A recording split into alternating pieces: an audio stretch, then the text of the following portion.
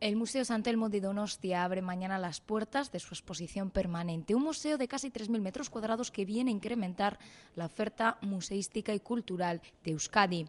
En este museo se hace un recorrido por la sociedad vasca desde sus orígenes hasta la actualidad.